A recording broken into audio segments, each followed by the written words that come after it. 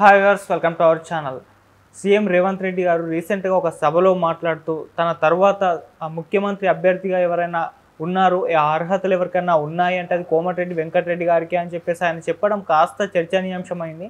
అంటే కాంగ్రెస్ పార్టీలోనే ఇది విభేదాలకు తావిస్తుంది ఇటువంటి వ్యాఖ్యలను కూడా చాలామంది అంటున్నారు. అసలు ఏ ఉద్దేశంతో ఆయన ఈ వ్యాఖ్యలు చేయడం జరిగింది, నిజంగా కోమటిరెడ్డి వెంకటరెడ్డి గారే నెక్స్ట్ సీఎం అభ్యర్థి అన్న వ్యాఖ్యలు కూడా వినిపిస్తున్నాయి. సో ఇదే అంశం మీద డిస్కస్ చేయడానికి ప్రజెంట్ మనతో పాటు సీనియర్ జర్నలిస్ట్ జయదేవ్ గారు ఉన్నారు. వారితో ఒకసారి డిస్కస్ చేద్దాం. సార్ నమస్కారం. సార్ నమస్తే.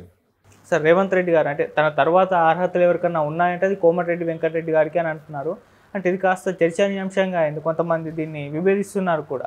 మరి మీ ఒపీనియన్ ఏంటి? అలాగే ఆయన ఇంకో మాట కూడా అంటారు, కాంగ్రెస్ ప్రభుత్వం ఉంటేనే ఫ్రీ బస్ ఉంటుంది మహిళలకు, లేదు అంటే ఉండదు అని చెప్పేసి అంటున్నారు. అంటే ఫ్రీ బస్ కోసం ఓట్లు అడుగుతున్నారా అని చెప్పేసి కూడా విమర్శిస్తున్నారు. అంటే మీకు ఓటేస్తేనే ఫ్రీ బస్ ఉంటుందా అన్నట్టు. మరి మీ ఒపీనియన్ సార్ ఈ వ్యాఖ్యల పైన?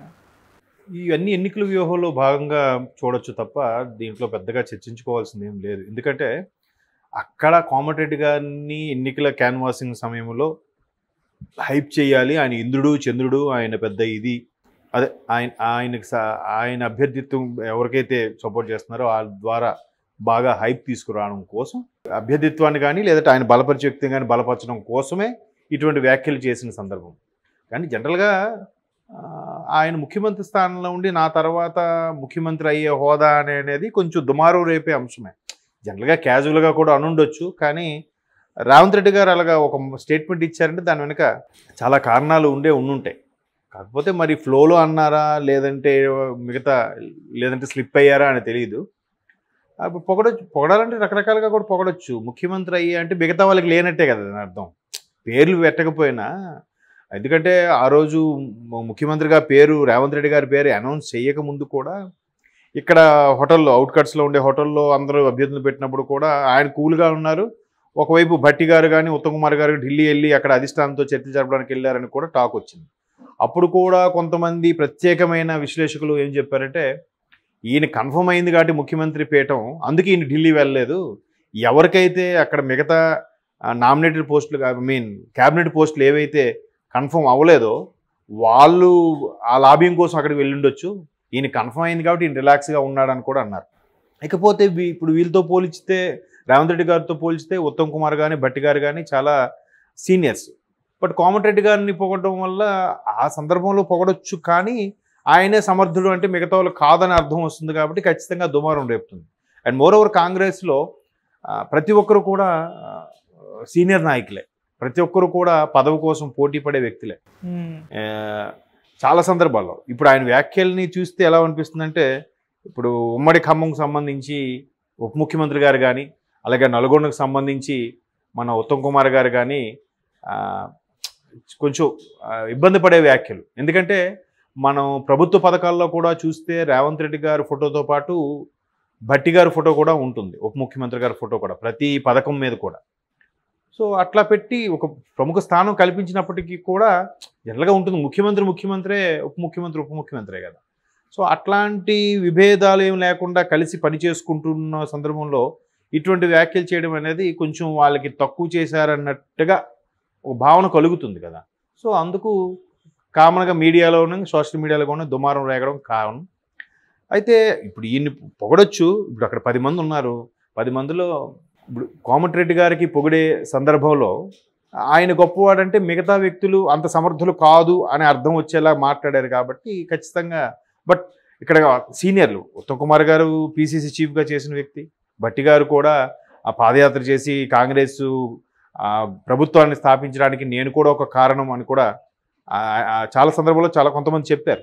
అయితే ఇట్లాంటి రేసులో కాంగ్రెస్లో అందరూ నాయకులే, అందరూ సీనియర్లే అనుకున్న సందర్భంలో రేవంత్ రెడ్డి గారి వ్యాఖ్యలు మాత్రం కొంచెం సీరియస్గానే పరిగణలోకి తీసుకోవచ్చు. అయితే మరోవైపు ఈ రేపు లోక్సభ ఎన్నికల నేపథ్యంలో ఎవరికి సంబంధించిన అభ్యర్థులను వాళ్ళు పెట్టుకోవాలని, వాళ్ళ లాబింగ్ వాళ్ళు నెరవేర్చుకోవాలని చూస్తూ ఉంటారు.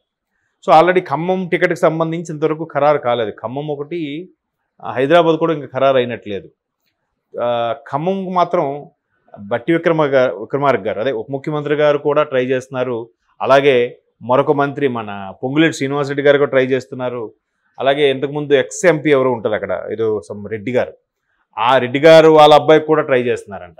అంటే జనరల్గా పబ్లిక్ టాక్ ఏంటంటే డిప్యూటీ సీఎం గారు వైఫ్ని అక్కడ కంటెస్టెంట్ చేయించాలని, అలాగే పొంగులేటి శ్రీనివాసరెడ్డి గారు వాళ్ళ బ్రదర్ని అక్కడ చేయించాలని, మరోవైపు మాజీ ఎంపీ ఉన్నారు ఆయన రఘునాథ్ రెడ్డి సంథింగ్ వాళ్ళ అబ్బాయిని ఎవరినో పెట్టించాలని, ఇది రకరకాలుగా ఇట్లాంటి ఇన్ని డిస్కషన్ మీద ఎవరికి కావాల్సిన లాబింగ్, ఎవరికి చేతనైన లాబింగ్ వాళ్ళు చేసుకోవడానికి ఆల్రెడీ ఉప ముఖ్యమంత్రి గారు కానీ, తర్వాత పొంగులేటి శ్రీనివాసరెడ్డి గారు కానీ ఆల్రెడీ ఢిల్లీలో మకా వేసుకుని కూర్చుని ఉన్నారు.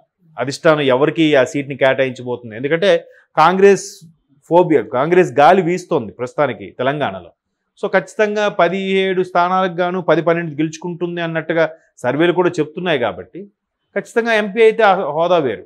కానీ ఇక్కడ ఆల్రెడీ మంత్రి పదవుల్లో ఎవరో కుటుంబంలో మంచి స్థానంలో ఉన్న వాళ్ళే మళ్ళీ అదే కుటుంబం నుంచి అడగడానికి కూడా, రిక్వెస్ట్ చేసుకోవడానికి కూడా ప్రయత్నిస్తున్నారు. అది వేరే వాళ్ళకి అవకాశం ఇస్తే బాగుంటుంది కదా, ఆలోచన కూడా ఉండాలి కదా. అదేం లేదు, ఎవరు రాజకీయ వ్యూహం వాళ్ళది. కాబట్టి అలాంటి సందర్భంలో కూడా అసలు ముందు లోక్సభ ఎన్నికల ముందుంటుండగా నా తర్వాత ముఖ్యమంత్రి అయ్యే అభ్యర్థి ఆ స్థాయి వ్యక్తి కోమటిరెడ్డి అని చెప్పడం కూడా మిగతా సీనియర్లైన నల్గొండ మంత్రి గారికి కానీ మన ఖమ్మం మంత్రి గారికి కానీ కొంచెం ఎబ్బెట్టుగానే అనిపిస్తుంది.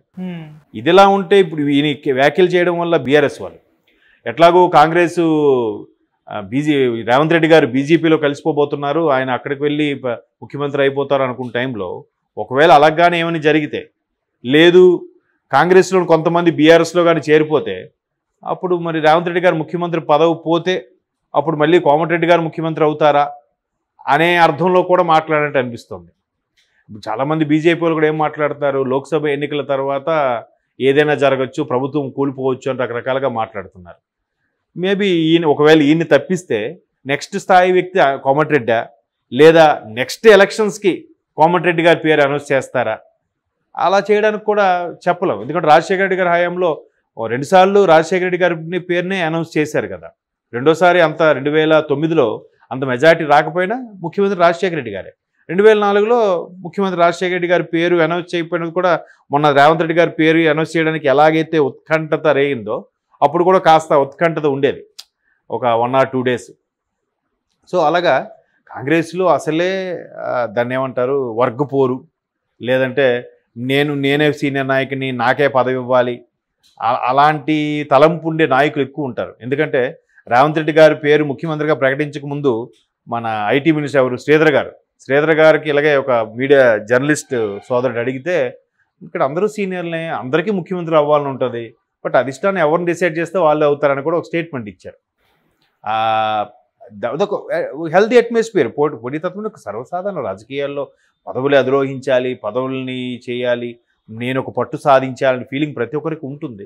బట్ అది కాంగ్రెస్లో ఎక్కువ ఉంటుందని చాలామంది విశ్లేషకుల అభిప్రాయం. అట్లాగే ఎక్కువ ఉన్న నేపథ్యంలో ముఖ్యమంత్రి గారి స్వయాన ఇటువంటి వ్యాఖ్యలు చేయడం అనేది కొద్దిగా సీనియర్ మంత్రులకి ఇబ్బందికర పరిస్థితే. అది మరి ఎలా దారి తీస్తుంది అనేది చూడాలి. Okay sir, thank you so much. Thank you.